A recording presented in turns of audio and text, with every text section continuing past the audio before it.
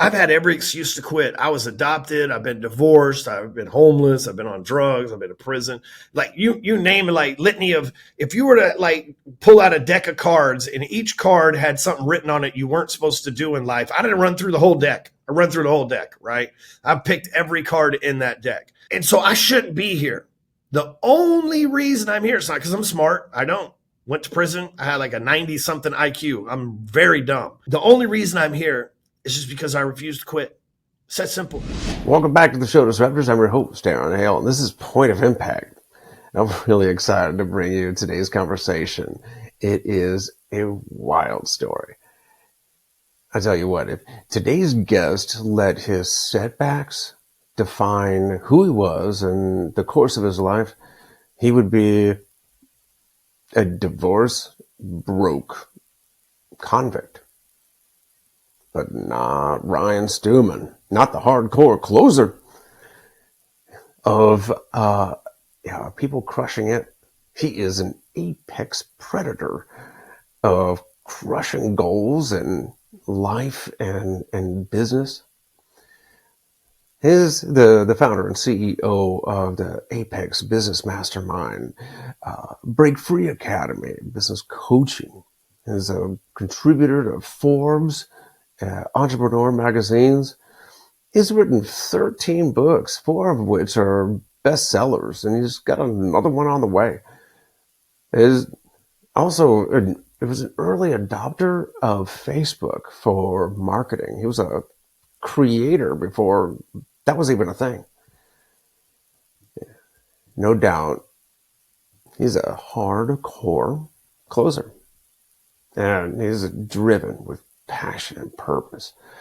So listen to this story, how he goes from car wash to, he goes from working in a car wash to becoming a millionaire in the mortgage industry, losing it all when he goes to prison, including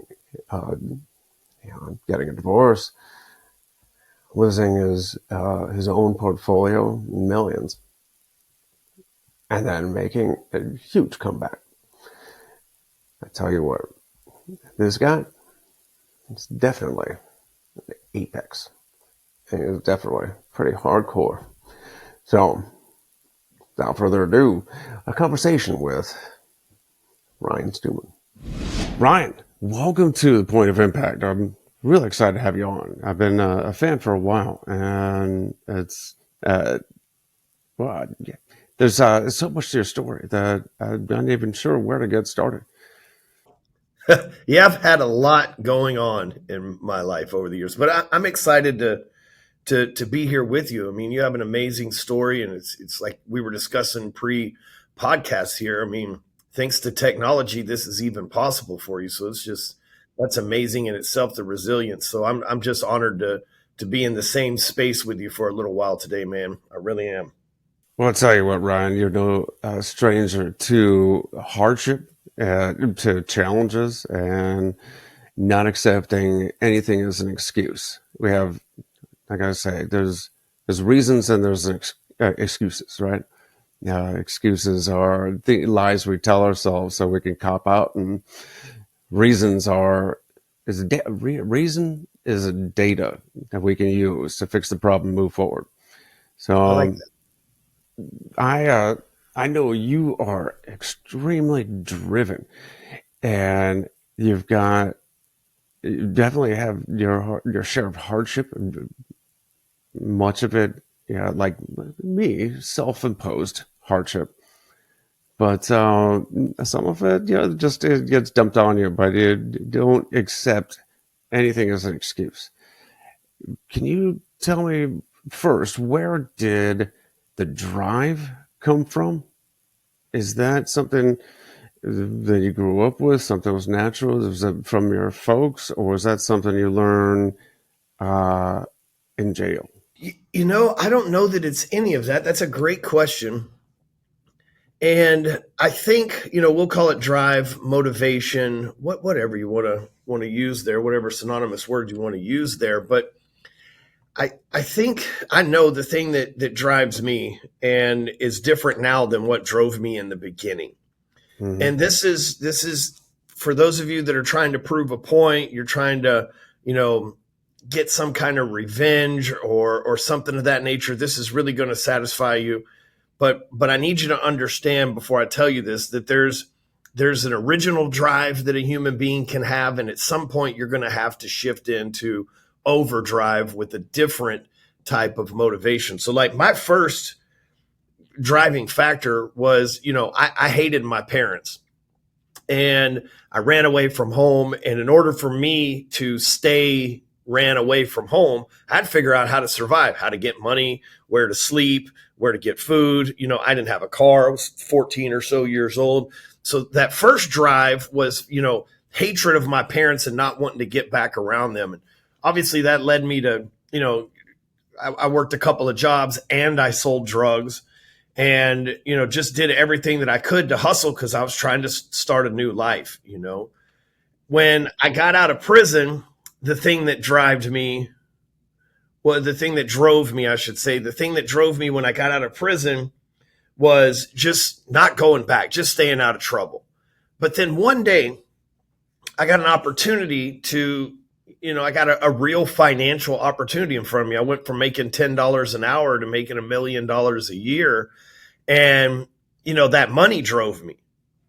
Then I went to prison again for unrelated to anything that I was up to and I had to go spend another year. And while I was in there, my then at the time wife sent me divorce papers and let me know that she was moving on to someone else and, you know, walked in a millionaire and walked out broke.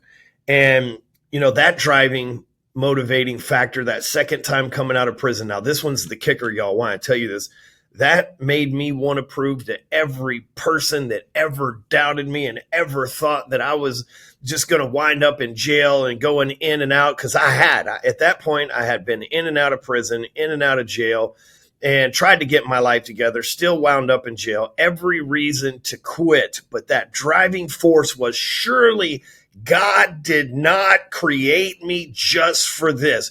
Surely with the amount of adversity and issues that I have had to overcome in my life, it doesn't end here. Surely there is something on the other end of this struggle for me. And I've got to prove to all of these people who ever doubted me, who ever thought that this was just who I was going to, that I'm better than this.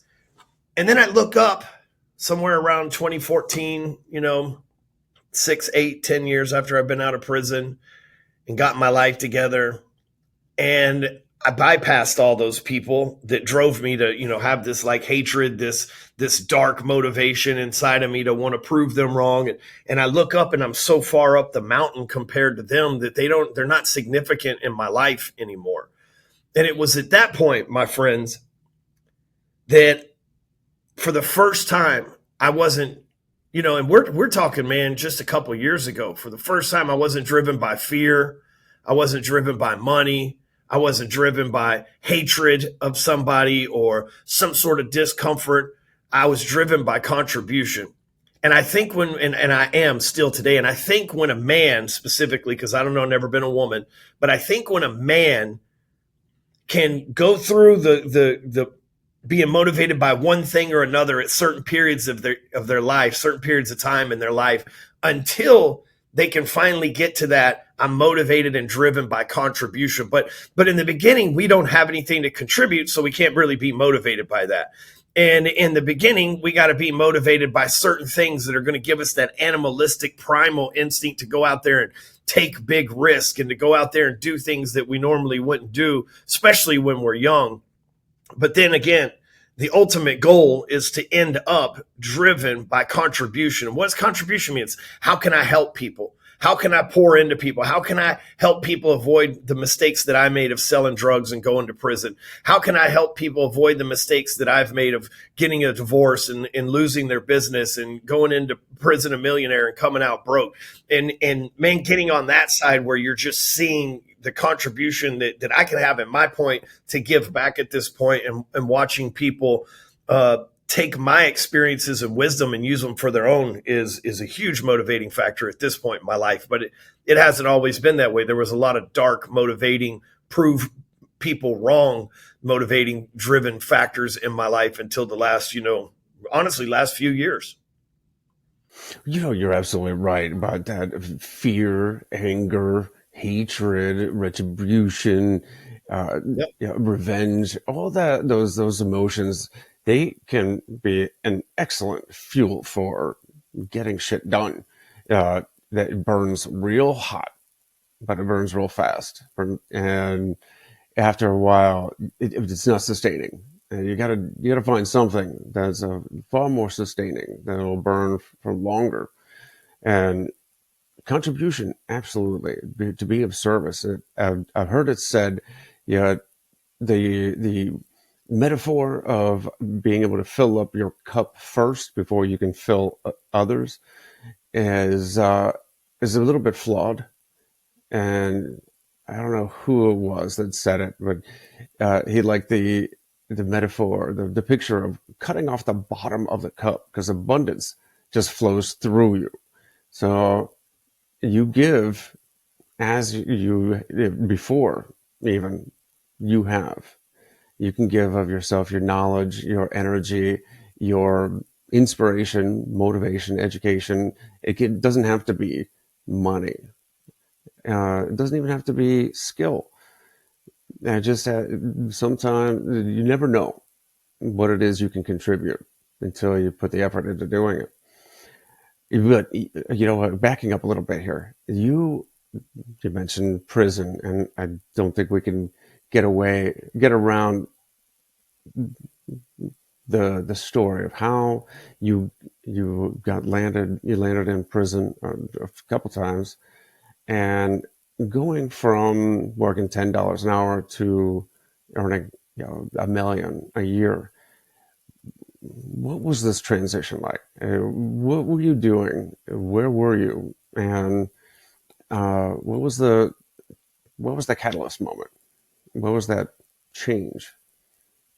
Yeah, I don't know if it wasn't really a catalyst moment as much as it was a series of events. I have people all the time now ask me. I'm 45 years old. I'm remarried. I have 4 children. Mm-hmm. We live in an amazing life. God's been really great to us. And people ask me all the time, like, if you could go back in time, what would you change? And I wouldn't change anything, because I think if all of those other things didn't take place, if those other situations weren't my reality, then the reality I live in today wouldn't be my reality either. And so, as I mentioned before, I ran away from home at an early age. I left school at the age of 15, got my GED, and just basically lived on my own for about 3 years until I turned 18. In Texas back then, I don't know the rules now, but in Texas back then, if you were 18, you could rent an apartment. So I rented my first apartment, and in this apartment, I worked during the day as an electrician and as an electrician's helper.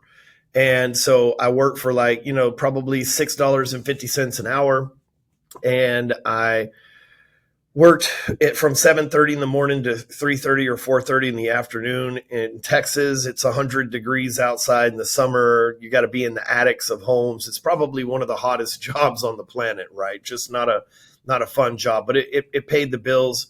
And in the nighttime, when I got off about 5:30 to 10:30, I would go work at a Mexican food restaurant. And I was like the greeter fella at the front door, and I'd give you like water and chips and salsa and stuff like that. And I made $5.25 an hour when I started there. I think I wound up making 6 by the time I left. Then in the nighttime, when I got home about 10 o'clock to maybe midnight, 1 o'clock in the morning, I'd sell weed and cocaine to people. And so I essentially had 3 jobs, and I wasn't moving any kind of crazy amount of drugs or anything like that. I wasn't some kind of baller. I was just a dude supplementing my income. Back then in the 90s, we didn't have social media and the internet and the things that you can go make money from now. And in my neighborhood, you worked a job, maybe 2 jobs, you sold little drugs or had a little side hustle. And I wasn't old enough to have learned a side hustle at the time. So I sold little drugs to the neighborhood. And one night I didn't do the drugs. I smoked weed, but I didn't like do cocaine and stuff. I had tried some drugs, but at that point in my life, I'd never tried like heroin or meth or crack or any of that crap. Right? It was just like maybe I tried weed and LSD and some shrooms a few times, and just one-off stuff like that. Maybe some pills or whatever back before everything had fentanyl in them.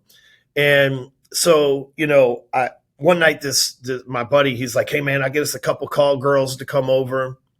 And one of them shows up, and we end up going into the bedroom together. And for some reason, I let this chick talk me into doing some cocaine, and I bent over and I snorted a line of cocaine. And after that, I guess I overdosed, y'all. I don't know, because there's no videos back then. There wasn't a bunch of teenagers Snapchatting me having this episode like there would be today. But from what I was told, I overdosed. My heart stopped. I fell out. I had a seizure. She called 911, ran out of the room. The police station was literally across the street from this apartment complex. So the police and fire show up within like literally 2-3 minutes. Because I mean, they weren't even not even a tenth of a mile. They're literally across the street from the exit of the apartment complex. And so they're there within a minute. They go into the house, they find me, they bring me back to life or whatever they got to do with the EpiPen or shockers or however that works. Again, I'm out at this point, so I don't know any of this. And my buddy and them, they're already gone out of the house too. And so it's just literally just me. I wake up the next morning and I'm handcuffed to the the hospital bed. Mm-hmm. And as the metal handcuff rattles along the metal of the bed, a police officer walks in and he says, "You have the right to remain silent." And he goes through that whole spiel. And they put me under arrest for possession of a controlled substance, more than 3 grams, less than 7 grams. And it is a felony 1 because it's with intent to distribute. So they knew I was selling drugs. And I had an Uzi. It was legal, but I still had it, And I forget what those were called back then. This is so long ago. It was a 9mm. I forget what those were called. They had a name, but you see them in the movies. They're Uzis, right? But a semi-automatic version. And anyway, I don't have any money. They took my drugs. I'm kicked out of my apartment because I got raided by the cops, obviously. So the apartment manager kicked us out. I got nowhere to go. But I got 3 jobs. One job, the drug dealer job, I can't tap into it anymore because now the police are watching me. So I can't go get my sources anymore. I'll get them in trouble. And so anyway, long story short, I end up pleading the case. And my lawyer told me that if I just pled to 2 years for possession of cocaine, then they would give me 2 years. I would probably do 60 days in the county jail and go home since it was my first offense. I ended up going to 7 maximum security prisons and spending 20 to 21 months in prison in several maximum security places in Texas. Kind of rough as a 19, 20-year-old young man that probably weighed about 130, 40 pounds, like not an ideal spot for someone my size and my age to be in. It's a very rough time, but I got out and I made myself a promise. I promised that I would never do anything in the dark that I wouldn't do in the light anymore. If I wasn't something that I wasn't going to tell people about, I wouldn't keep any secrets. There's no more crime, no more committing BS that I've got to hide. I was just going to live a straight life. And I got out of prison and I got a job at a car wash. And I started at $5, $6 an hour. And I vacuumed cars and I worked my way up to wiping off cars and then driving cars and then detailing the cars and then selling the car washes that people bought from the cars. And one day a lady comes in and she says, "Hey, I come here every week and you work." I mean, my goal in life was, hey, I'm just going to own this car wash one day. If I become the best guy at the car wash, they're going to have to give it to me. Right. Which is foolish thinking now, but that's what I thought as a 21-year-old man. Hey, if I just work my tail off, why wouldn't I be able to work my way into owning this car wash at some point?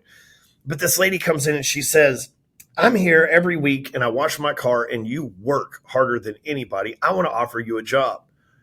And I said, "Well, I got a job. I'm making probably $10 an hour at this point." I said, "I got a job and I appreciate that. But, just out of curiosity, what do you got in mind?" She goes, "Well, I think you could become a millionaire working for me." And I'm like, "Oh, geez, here we go. Some multi-level marketing pitch or something like that, right? And she says, well, we do mortgages. And at this time, again, I'm 21, maybe 22, 23 years old. And I'm like, I never heard that word before. And so I was like, well, what's a mortgage? And she explains it. And I'm like, oh, okay, it's a loan. Well, I don't know anything about banking. I got a paid off truck over here. I live in an apartment I pay cash for every month when I pay my rent. And she goes, look, I'll teach you everything. And you got nothing to lose. The car wash will always come and take you back. So the following Monday, I went to work for this lady. And within about 45 days, I had made $30,000, which was about a year of work at the car wash. And so immediately, man, I was hooked. And so I got in there and I started figuring out ways to do more loans. I started going to a lot of seminars and then doing loans for the people at the seminar. So all the people in the audience that are wanting to learn real estate, I would do their loans. I would go network with those people and absolutely crushed it. Looked up 2005 and made over $700,000 that year. I made so much money that I own 32 rent properties, and not like rich houses. We're talking $20,000 to $100,000 homes. But I own 32 properties, got people coming to my house, paying me rent, got people coming to my house, filling out applications for the mortgage business. I learned how to, hack into the bank server from my house so I could work from home and didn't have to drive to the office. And one day the police department thought I was selling drugs because I had a nice house and everything else. They thought I must be up to the same old stuff. Went and got a warrant, kicked in the door of my house. No drugs in the house, but I did have a gun. And in Texas, 5 years after you're released from prison, you can own a gun in your home. Apparently, the FBI, or the ATF rather, does not recognize that state law and it supersedes it and says if you're a felon, you can't own a gun, period. So it's kind of like marijuana. If you're in California, you can smoke marijuana. It's totally legal. But if the DEA wants to raid your house because you got weed in it, they can, because federally it's not legal. And so I got caught in that snafu and ended up going to federal prison for 15 months. They tried to give me 20 years in federal prison, but my lawyer, I helped get him elected to district attorney of Dallas County. He was the first African-American and first Democrat to ever have a judicial spot in the whole entire history of the state of Texas. And he worked out a plea agreement with me and got it down to 15 months. But I walk into this prison and 15 months later, I walk out and I have zero. I walk in a millionaire, married, life on fire, going to church, and I walk out and I have nothing but a halfway house and a bus ticket waiting for me. You didn't walk out with nothing though. Didn't you come out with no house, with like a crew of partners? Nothing. You don't you have somebody working with you that you met in prison? I did. He left last year. He's actually running his own business now, but he did for a long time. Yep. He came to work for me probably 6 or 8 years after I got out, though. So all this happened 20 years ago. This is right. Stuff that happened in the 90s and early 2000s. But yeah, I did. I met a guy in prison. So funny thing about the federal prison thing, I go in there and I'm like, you know what? Okay, so I got a year. There's nothing I can do about it. I got to go do a year inside this prison. Mm-hmm. So what if I just read a book a day? What if I get in phenomenal shape and start working out? What if I just stay committed to the things that I avoided out here in the free world? What if I really dedicate and change my habits and make the most of this year? So I go into prison with that mindset, and that's exactly what I did. And, I didn't snitch on anybody. I didn't have a complicated case. I was in there on a one-off on my own, so I had a pretty easy time. Honestly, both stints in prison were pretty easy because I didn't snitch on anybody. I wasn't gang affiliated. I didn't murder anybody or steal from anybody, so it wasn't any kind of crime like that I committed. Kind of helped character building a lot anyway. But I go to the federal prison, and when I'm sitting down with the guidance counselor or whatever you call them, when you first get in there, the guy goes, "You did mortgages out in the outside world?" And I said, "Yes, I did mortgages. Was very successful at them." And he goes, "Man, me and my wife are trying to buy a house right now." And I said, he goes, "And I'm having a hard time with the loan." I said, "Well, here, call this phone number." This was back when everybody memorized phone numbers. I said, "Call this phone number and ask for Mike. He'll do a loan for you." About a month later, the guidance counselor is they're doing count, which is when you're in your cell and they go by and count all the prisoners in their cell. The guidance counselor's doing count with one of the guards, and he opens my cell and he does the head count, and he stops and he tells the other guard, he says, "Hey man, this is the guy right here that helped me and my wife get a house." And the guard goes, "Hey man, I'm trying to get a house too. You think your dude can help me out?" And I said, "Well, shit, call Mike," right? And I give him Mike's phone number. Mm-hmm. Mike was a loan officer that worked with me out in the, the bank in the outside of prison, obviously. And so these two guards come up to me about 2 months later, and they both own houses now, right? And so some of the guards are talking about, hey, this inmate's got a buddy that'll do a loan. And it was all square business. It wasn't like we were doing any fraudulent stuff. We were just, we had subprime loans where a lot of banks didn't. Long story short, one day, I'm sitting in my cell because of this little incident with me getting these two guards loans. The guards put me in one of the better cells. There was a guy that had a life sentence that moved to the camp, and they moved me into his cell. Now, this caused a problem because some people have been waiting 5-6 years to be able to move into a cell like that. And here I am. I ain't been there 70 days, and now I'm in one of the nicest cells in the prison system, honestly. And so about a week after I'm in this cell, I get this big, huge Mexican guy covered in face tattoos and everything else. And he's still in there. I talk to him on Facebook every now and then. But he said, he comes to my door and he says, "Hey, man, we want to talk to you upstairs." And I'm like, oh, shoot. Wonder what the Mexicans want, right? Clearly, I'm not Mexican. So if the Mexicans are coming to talk to you, something's not right, and I'm not gang affiliated. So they don't have somebody that's a go-between to talk to me. So I got to go upstairs alone and talk to this gang of Mexican guys, right? And not that I'm, not that I had done anything wrong, but you never know. It's prison. You could have been set up, or what I could have been set up, or whatever the case. So I go up there in the cell. These guys are living a different life upstairs than I was downstairs. These guys are smoking weed, and they got shoes from the outside world and watches on and shit. And I'm like, man, what are you guys doing? And they said, hey, word is that you keep helping all these guards out. And I was like, man, I'm not helping them out. I just got them a mortgage. I'm not like doing anything that would jeopardize whatever y'all got going on in here. They're like, no, we know that. What we're saying is you help these guards get houses. Look, some of us get out of here within the next 5 to 6 years, and we don't want to sell drugs no more, man. How can you help us? Can you help us clean up our drug money? Can you teach us how to buy real estate? Can you do something like that? Can you help us? And I'm like, so you want me to like help you launder your money? And they're like, whatever it's called. And I was like, I mean, shit, we're already in prison. It's not like they can arrest us if I give you information on what to do. And so I started having these little seminars down in the library. And it would be like the Mexicans and the Aryan Brotherhood and the Bloods and the Crips. And it was like this melting pot where everybody was just trying to figure out how to get their shit together when they got out of prison from somebody who had done it. Because you got to remember, I'd been in prison, got out, became a millionaire, went back to prison, and was going to get out and do it again, which clearly I have. And so these guys were like, hey, man, we need you to tell us. And the crazy story is, those were the first seminars I ever did. When I was going to those real estate seminars, I always thought I wanted to be that guy on the stage. That seems like a cool job. A lot of people in the audience are freaked out. They're like, I could never do that, man. I could never be that guy speaking on stage. And for me, I'm like, I like that. I want to do that one day. So here I am, just coincidentally doing that in prison of all places, like Johnny Cash performing music or something like that. And I get out, go back to work. As a loan officer, 2008, 2010, Obama changes the laws with the Dodd-Frank Act, and damn it, I'm out of a job again. I can't do mortgages anymore because they say federal felons can't do mortgages. That was part of the law. So like I'm out of a job, the only job I've ever had that made me real money, and now I'm out of it.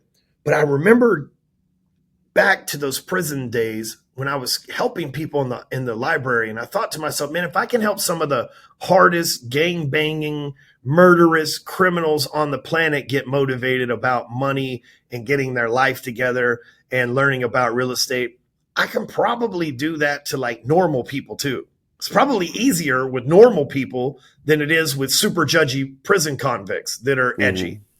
And so I tell you that story because if it wasn't for me going to prison, getting out of prison, washing cars, do all these series of things that happen, none of that leads me to where I'm at now, selling out stadiums full with people and and traveling the country and hanging out with, celebrities and putting on huge events and changing. We've had 84,000 plus people buy our products to try to become better. They want a better mindset, they want a better business, they want a better family, a better relationship. And it's been a wild ride. But if I hadn't gone through all that stuff, I don't feel like I would be qualified to really be here. You were asking what was that one big catalyst moment, but it wasn't really a catalyst moment. It was a chain of events that maybe for a normal person, they could all be catalyst moments, right? You get arrested, you go to prison, you get a divorce. But for me, there was such a massive amount of trauma and impact that came from that. I just look at it as like, man, without these, 8 to 10 things happening, where I'm at now and who I've become today just isn't a reality, After these messages, we'll be right back. I'd like to thank the sponsor of this episode, Extraordinary Delights, EODfudge.com. Extraordinary Delights is a disabled veteran, family-owned small business making handcrafted fudge and other sweet treats for the chocolate-loving patriots just like you. Go to EODfudge.com and check out some of our delicious flavors like triple threat chocolate with or without walnuts, mint dark chocolate, strawberry and creamy white chocolate, or my personal favorite, American Pick-Me-Up, an all-American version of tiramisu. While you're there, go to the apparel store and check out our awesome t-shirts, polos, and the baddest tactical apron on the market. You see me wear on the TikTok show, Aaron Hale's Cook Without Looking. So, right now, go over to EODfudge.com and pick out some fudge, other sweet treats for that patriot in your life with a sweet tooth. That's EODfudge.com. EODfudge.com. And now, back to the show. It's right. It's a series of events to forge steel. It's a series of overheating but cooling off, and then heating again, and taking that pounding and then cooling it off over and over again that tempers the steel. And I was just thinking, trying to picture that a seminar in the prison and talk about tough crowd. Yeah, dress code strictly enforced. Yeah, it gives new meaning to the term. But anything, those kind of incidents, those kind of experiences where you put yourself out, and when I was going through college, I did the door-to-door sales type thing, and it's a gauntlet, not anything like going through prison. But you got to put yourself out there. You got to face the fear, and you got to go. It's kind of like sticking your neck out. You don't know if it's going to get cut off. But the more you do that, in fact, I can't imagine another place that could. If you're in a prison giving financial advice to convicts, and then where else would you be nervous? Yeah, you get on stage at a financial conference or a lender's conference, and it's a piece of cake, no sweat. But none of those guys at the financial conference would lose money on a deal and then stab me because it was my fault. Like, think about that. That's the risk I'm running in there with those people too. They could be like, I got a 15-month sentence. Within 6 months, they could have bought and sold a house at a loss and been like, hey, man, we lost 10 grand on that deal. You owe us that money. Yeah, I mean, that's the thing. People in suits at a conference, they're going to take the education, and you're probably not going to run any risk of getting a shiv in the shower or something. Right. But the one thing that I have been hearing throughout your story here is what we talked about at the beginning about excuses versus results or reasons. You said people ask you if you would change anything, and the problem, the paradox with that is, like you mentioned, is that if I changed anything, I wouldn't be who I am or where I am today. Whereas people who use excuses, it's, well, my situation is like this. If I could only have changed something in my past, then I would be better off today. But those are dead ends. Those don't get you anywhere. That's like saying can't. Right? It shuts the door to opportunity. When we look on our past as all the experiences that lead us to today and how we've grown or where we've gone, those are reasons. So you got out the second time in the Dodd-Frank Act. You lost your main source of income, selling mortgages. How is this? You started speaking, started educating. How did you make that transition? I wish it would have been that easy. Um, First going to just saying one last thing about what you mentioned before is like, you know, people ask me if you go back, what would you change? And I'm scared that if I changed anything, the result isn't now. Maybe the result's better if I change something from my past, but maybe the result's worse because I didn't get a lesson or I didn't get the wisdom that came from that hardship that I had to go through in my life or an association or be on the right timeline. So that's why I won't change anything, because the result that I see today in my life was worth all of that suffering and adversity in the past. Now, one thing prison taught me was that, I've gone inside of, prison, not to be let out of prison for a period of time twice. And one thing it taught me is like, as soon as they slam those Sally Port doors behind you and you're inside the prison, like you have no control.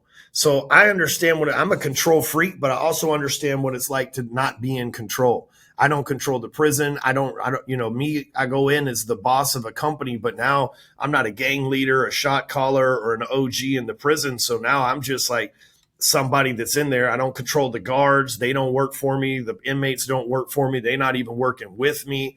Right. So, I've learned to just give up control and trust God for the outcome. And so I've done that a lot in my entrepreneurial journey too. It's like, well, worst case scenario, I'm not in prison. Right? Like life's tough right now, but it's not that tough, right? So I've Well, seen tougher. also, you used it as an opportunity where others could have just shut down, right? They could have quit. They could have laid back and done their time. You used it to educate yourself, read those books, get fit, like you said. And I was just thinking about all the people that look at me, my situation, and they look at me with pity. I'm like, don't pity me. I'm blind. I'm deaf. No big deal. But guess what? I gave up TV and video games and movies and all that cold turkey. You know how much time I have for educating myself, spending time with my kids, going outside, getting fit. I spend a lot of time doing that. And if I hadn't gotten injured in Afghanistan, if that hadn't happened to me, I might still be in an awful marriage. I might have later gotten killed in battle. So I'm lucky that I was only injured. There are so many ways to look at the bright side of this and look for the opportunities ahead. Yeah, absolutely.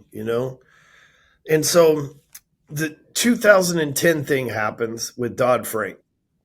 And when I got out of prison in 2008, I got a sister who is 10 years younger than me, and she was just coming home from college. And she had been at Texas A&M, and she says, "Hey, big bro, you got to look into this Facebook thing. There's this new website called Facebook. All the college kids are on it. You should get on it and check it out." I think they just opened it to the public at that time in 2008. It was before the movie was made or any of that stuff. And so I got on Facebook, and I discovered when I was on Facebook that my ex-wife was also on Facebook, the one that left me while I was in prison.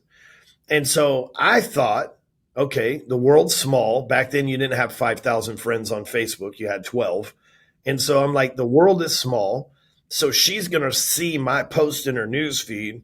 I want to, when she sees my post, I want her to think, damn, I left the wrong dude. Damn, I shouldn't have left that guy. Wow, he's winning anyway. Dang it, I made a mistake, right? So I'm working at this mortgage company and I'm top producer within about 60 days and just stayed there. So every month I'm taking pictures of me with the top producer plaque and getting awards from the CEO. Every week I'm showing how I'm beating everybody on the chart, on the scoreboard, and I'm showing me going to closings, and I'm just marketing myself as a loan officer, not thinking that I'm marketing myself as a loan officer, thinking that this chick that left me, she's going to see that I'm over here busy making money again. Right? Like that was my focus. So 2010 happens. Obviously, she and I never got back together, and nor have I seen her since then. So obviously she and I don't get back together, but 2010 rolls around and Dodd-Frank happens, and now I'm out of a job.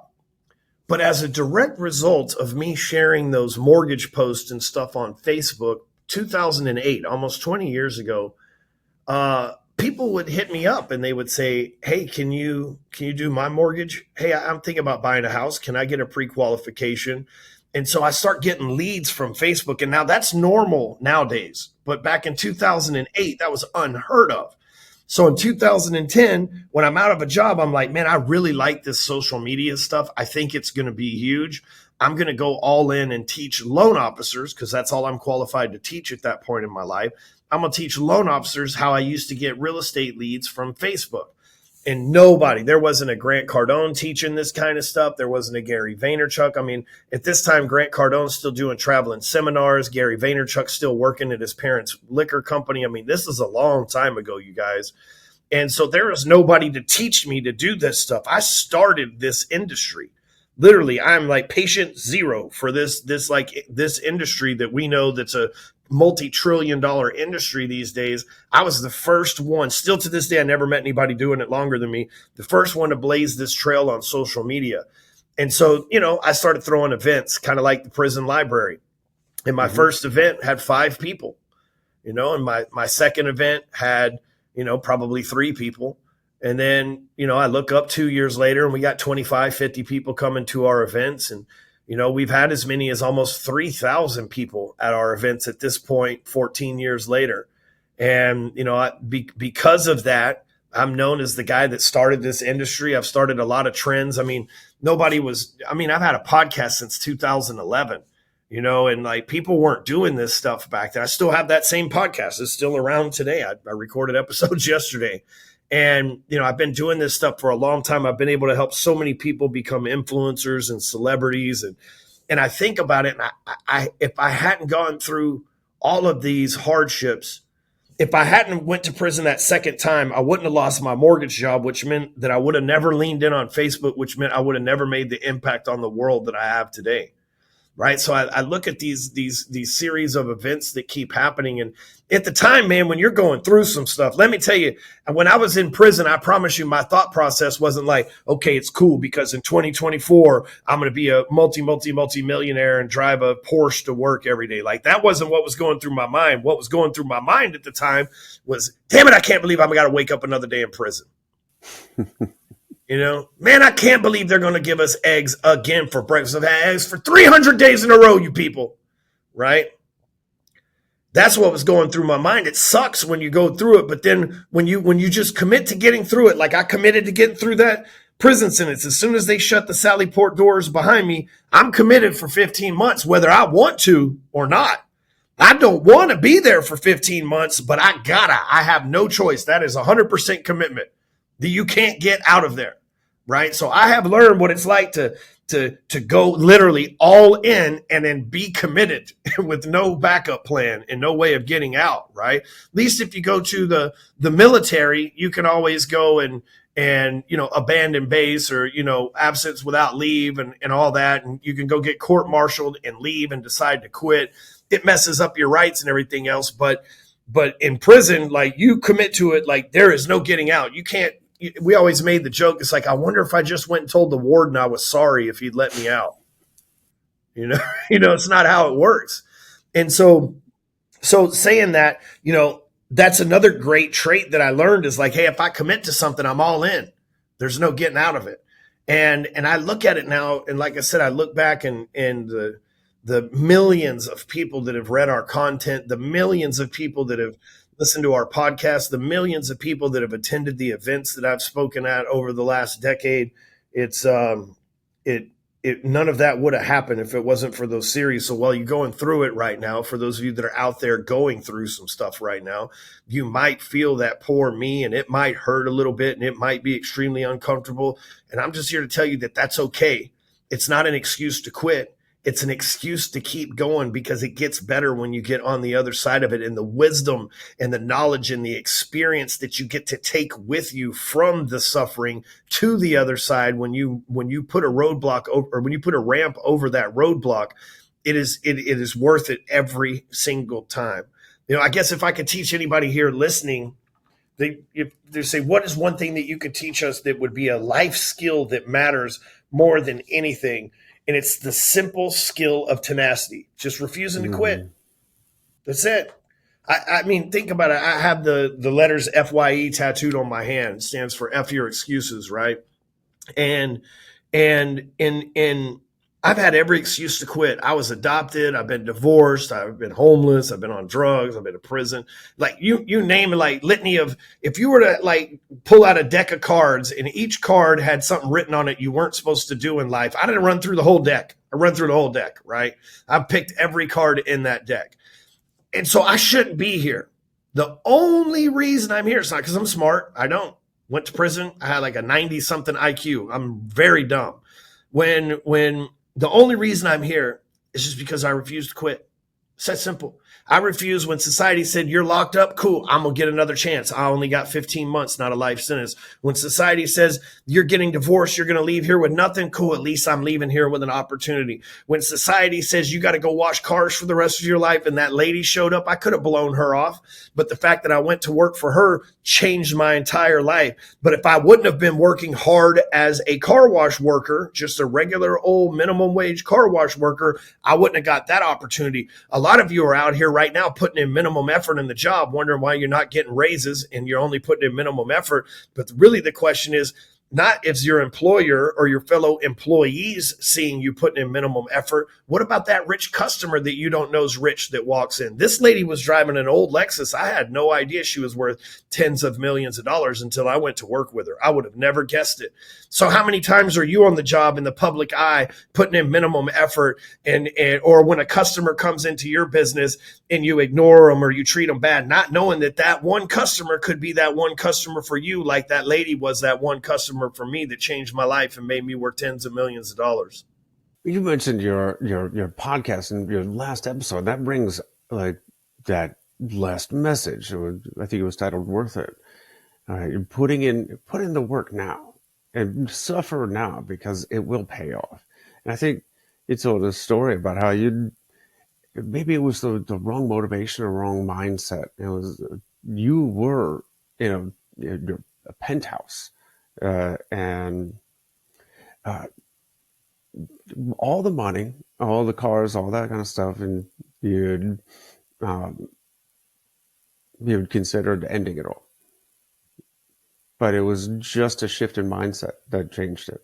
And it was because the work, the contribution was worth it. Can you tell me a little bit more about that? Yeah, just when you thought, you're like, okay, cool, that I've heard this guy's story. I mean, it's been a life of adversity for me. And in 2010 or 2009, I remarried. And I remarried like my high school sweetheart, even though I didn't really go to high school. We went to the same high school. Anyway, married her, and we had a long history together. And, we ended up getting together when I got out of prison, thanks to Facebook of all places. And so was married to her for 5 years, and she's a nice lady. We have a kid together. She's a nice lady. I see her all the time, obviously, because we share a child. But she married me. I was this mortgage guy that wore khakis to work with a polo shirt and, then I'm all of a sudden this unemployed entrepreneur trying to, spearhead this whole social media movement with nobody else believing in it. I mean, you got to remember, guys, back then, like, dude, you can make money from Facebook, and people be like, what's a Facebook? Nobody knew, right? I mean, this is common knowledge today, but it wasn't just 14 years ago. And so, about 2013, she's like, yo, I've had enough, man. We're riding these ups and downs. This isn't what I signed up for. I'm just going to go, I'm going to go move in with my parents and figure my life out. And so we split on like somewhat amicable terms. It wasn't like somebody hit somebody or cheated on somebody or anything like that. It was just like, this wasn't the life that she had envisioned. So she tapped out. I say that because the attorney process was very painful. And so at one point I was like, fine, just take everything. Just leave my company that wasn't worth pennies, that I've started and built a brand around. Give me 100% ownership of that. I'll give you all the money in the bank account. You can have the house. I'll pay for your car, whatever. Just get it over with. So I ended up signing away everything that I owned, everything, every dollar, everything to her. And, at the time I'm making decent money, probably 15, 20 grand a month. But it takes that money to run stuff, but I'm living in this penthouse, and like my neighbor that shared a wall was Prince Fielder from the Texas Rangers, right? Like, who was one of the highest paid ball players. He was the highest paid ball player then. And so I'm living in this penthouse, and like different strokes, the elevators, the front door and stuff. I don't even have a front door. I just have an elevator. I can see this beautiful view of the city, but I just wrote my life savings and everything away to, again, I'm just having to start all over again. And, I remember walking out to the balcony on the penthouse, and, I've got a Maserati parked downstairs. I got this penthouse that I live in and all this shit. And I was like, man, I'm tired of living this life of meteoric highs and rock bottom lows. I'm tired of every time I seem to win, something happens and it converts that win to a loss. I'm tired of every time I think I get on the other side of a struggle, a bigger struggle's there waiting to embrace me. I'm tired of every time I fall in love, my heart getting broken. I've had enough. And I walked over to the ledge of the balcony, and I remembered something very important at that moment. God put that thought in my head. It's like, hey, I got a 3-year-old son. This ain't just about me, because I don't have a family. Back then I had a son only, about soon to be ex-wife, but I don't talk to my mom and dad, my sisters, siblings. Like, I'm a lone wolf. And I remember that I wasn't a lone wolf, that I had somebody that depended on me. And his mama wasn't going to go get a job. She was going to live off of my money. So I had better take care of him. Plus, I love the little guy. And it gave me a new shit. This is the first time as a father it dawned on me, like, oh, life's not about me anymore. If life was about me, I would have just jumped. But life's not about me anymore. Life's about, I got a kid. I got a human being that is, for his entire life, is going to rely on me in one form or another. And I got a new lease on life. But it's one of those things that, you hear the story all the time. They say money won't buy you happiness, or rich people are miserable too. And I don't think that's entirely true. I think, yes, there's people who do bad things to get money, and then bad things happen to them, and they're probably miserable because of that. Yes, that probably happens. But I think the consensus where somebody sees somebody like me and they're like, oh, he's got a Maserati, he's in a penthouse, and here he is wanting to kill himself. They don't understand the fact that wasn't about money. It wasn't about giving away money. It wasn't about me living in a penthouse or having a Maserati. It was about me feeling like a loser once again. And it was like, how many times in my life can I just feel like an utter loser before I just do what losers do and quit? That's a perfect example of how I could have money had $10 doesn't million. make I could have had 50 cents. The money didn't matter. It was the feeling that mattered, exactly. Money doesn't buy happiness. Then again, it's a lot more comfortable to cry in a Mercedes. But there are a couple things it is. I've had to cry in Lamborghinis, McLarens. I've had 19 Rolls Royce, McLarens, Lamborghinis. Right now, I got a Porsche and a McLaren in my garage. Like, dude, and I've had some bad days in them. And I'm sure it sucks worse having a bad day in like a 1982 Honda Rust Belt or something like that. But humans are humans, people. This is what we got to understand. And I didn't understand this when I didn't have money or success or hadn't, been through this stuff either. But humans are humans, man. Like rich kids struggle just as much as poor kids. They just struggle in a different way. A lot of times rich kids struggle with social identity and drugs, whereas poor kids struggle with food. And it's just different. But every human on this planet struggles. We can't think, oh, because they're this, they don't struggle. Because they're this person, or because they have money, they don't have feelings. That's just not how the world works, man. We're all humans. A fellow soldier told me, it always comes back. Yeah, it's not going to get any better.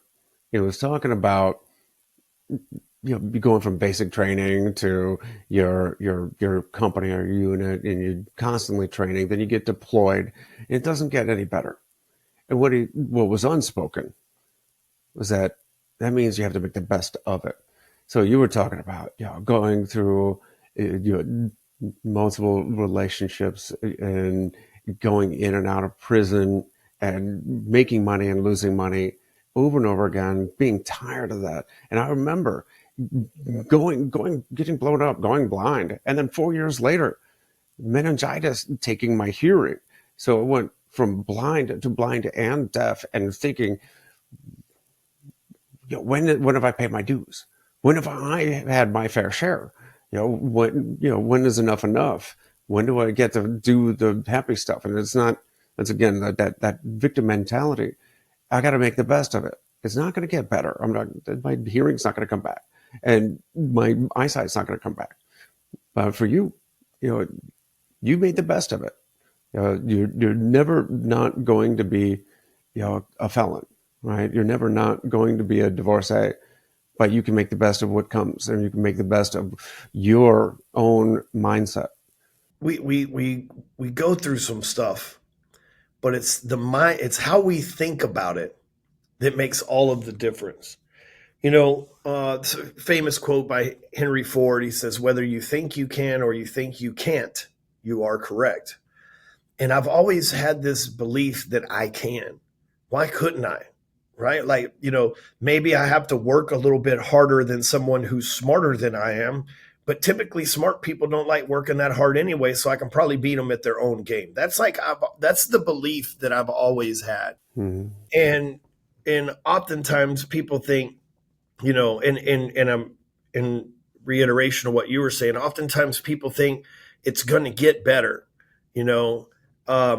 and there's always the possibility that it might. One day, a crazy miracle in science, they might be able to replant your eyeballs, man. They might be able to make your hearing better. We don't know what's coming with AI and stuff. It could be amazing. But you don't prepare for that. You prepare for it to get worse. How do you prepare for things to get worse? We get better. It's that simple. Things don't get better. We get better. The gym doesn't get easier. We get stronger. Life doesn't get easier. We gain wisdom. Right? Like the job doesn't get easier. We just learn the moves to make it more efficient for us.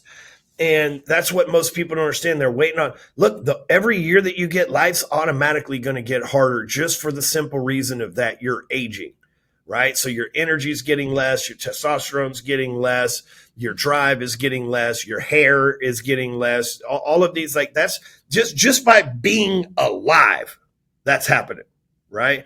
And so you're having to push against that to be better. And every year that goes past, you're having to push harder. I'm working out now at 45 years old, a hell of a lot harder than I had to look the same at 35 years old. I promise you.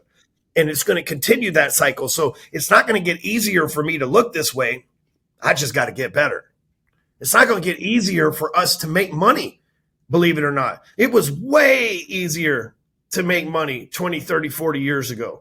It was way easier, right? Like, because most people didn't even know how to start a business back then. So if you were fortunate enough to know how to start a business, you could print money, okay? Money's only going to get harder to get, and competition's only going to get more, which means we got to get better. Mm-hmm. right? Like that's what we're put. God created us in his image. Do you think God created us in his image and he goes, oh, this one's out of shape and poor and doesn't take care of himself. He looks just like me. I don't think that's what happened. I think God looks at the folks that strayed away from his image and goes, man, if they only knew what I created for them that they decided to not take action on. But see, for me, I believe that if God created me in his image, you too, but if God created me in his image, I need to work hard to make sure that I'm a good reflection of him. I'm not required to be perfect. It doesn't say God made perfection in his image, but it requires work for me to be a good reflection of him. A better reflection than most is how I consider it. How can I be a better reflection? If God created me in his image, how can I make that image better than most? And I don't mean like just physical, but so many people they lose track of that. They think, oh man, I'm just here existing on this planet. I'm going through all this suffering.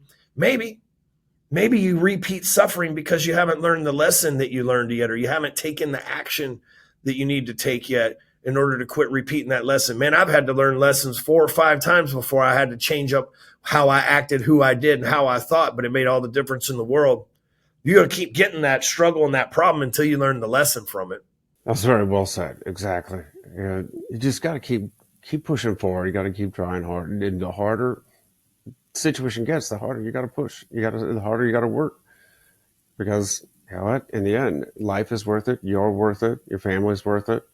And if you want to make an impact in this world, that's what you got to do. And it's a whole lot better than quitting.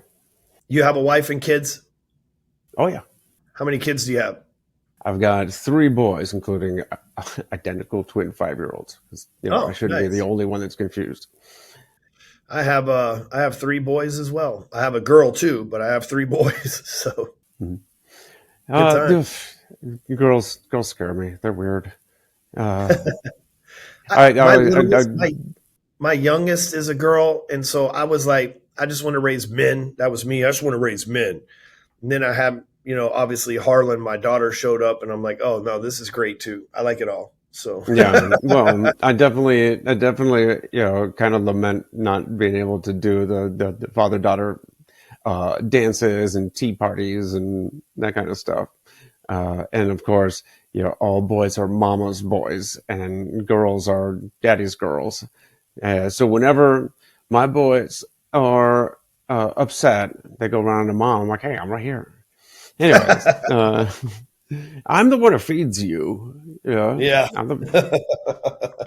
Anyways, Ryan, this has been fantastic. I think we're coming up on a hard time here, but I think this is a great time to transition into the final segment, the countdown to impact.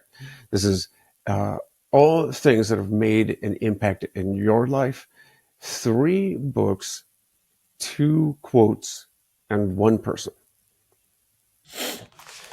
3 books. I would recommend, if I was to tell the folks listening to read something, I would say read my book, The G Code. You can get it on Amazon, The G Code by Ryan Stewman. 3 books that I've read that I didn't write that have absolutely changed my life are, the 48 Laws of Power. Learning how to use those in an ethical way is very, very, very powerful for specifically business people, but ultimately communicators. There is a book called Buy Back Your Time by Dan Martell, which I think is one of the greatest entrepreneur books out there. It's like a modern day Think and Grow Rich kind of, but with a little bit more technical teaching to it. Mm-hmm. And my favorite book besides the Bible is Atlas Shrugged. So if you've never taken the time to read Atlas Shrugged, it's an amazing book.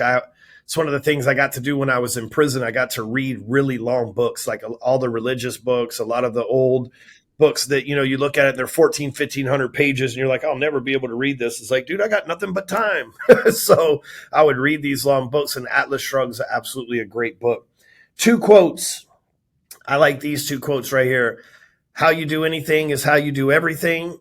And you have to act your way into a feeling because you will never feel your way into action. My pastor says both of those all the time, and I love those, especially the feel your way into action. Because if we wait till we feel like doing something, we won't do it, right? But if we just do it, then it feels good after we're done. So that's just how life works. And then the one person in my life that's made the biggest impact outside of my wife, she's number one, but I'm not going to shout her out on this one. There's a guy named Keith Craft who is a pastor at Elevate Life Church in Frisco, Texas. If you've never checked them out, you should check them out on YouTube.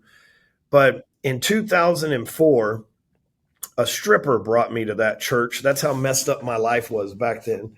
And was going through some stuff, and that's how crazy my life was. The stripper's like, "You need Jesus. I'm taking you to church." And so I went to church, and it was really the first time I'd ever been in a church that wasn't on like the holidays or somebody was getting married or somebody died. And I walked into this church, and there's this dude, this big, huge, muscular guy, and he's like singing with the church band, but they're singing like Creed. Now, y'all got to remember, this is 2004. And I'm like, what is going on here? And I just kept going back, not every weekend, but I would go back to this church and I would take time off and go back to it. Well, that was 20 years ago. That guy, I've given my life to Christ. I've been baptized. I've been a servant in the church. I've been one of the financial leaders in that church. My life has got better. My marriage has got better. My relationship with God has gotten more understandable and deeper.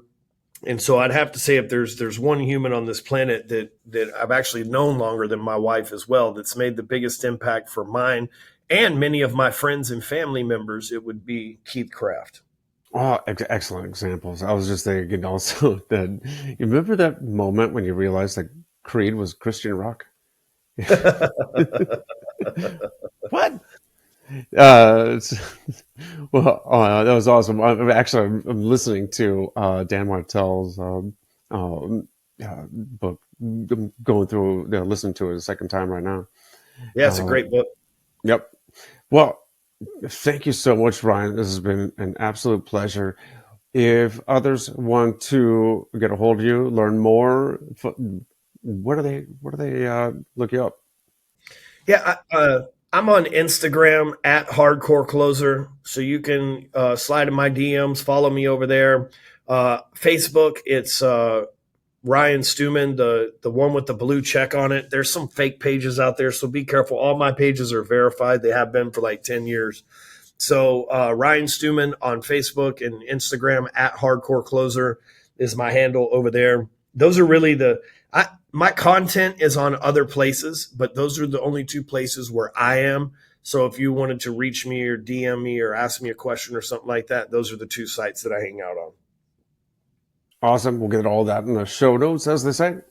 And I can't wait to check out your next podcast and follow up with you, because I really do think, I believe that you give a ton of value, and I love your mindset. So thank you. Well, I appreciate you having me on, Aaron. I appreciate your service and what you're doing here, and I have a tremendous amount of respect and honor for you. So I really appreciate you bringing me onto your world, and let me ramble for a little bit, man. Well, you're welcome, and it's mutual. Well, that's it for us, Disruptor Nation. Thank you for tuning in. Don't forget to like, subscribe, share with others. Send this link of the show to a friend that would appreciate it and would benefit from Ryan's story. And if you're not on YouTube, go over there, give it a thumbs up, and leave a comment. I'll comment back. Until next time, this is Point of Impact.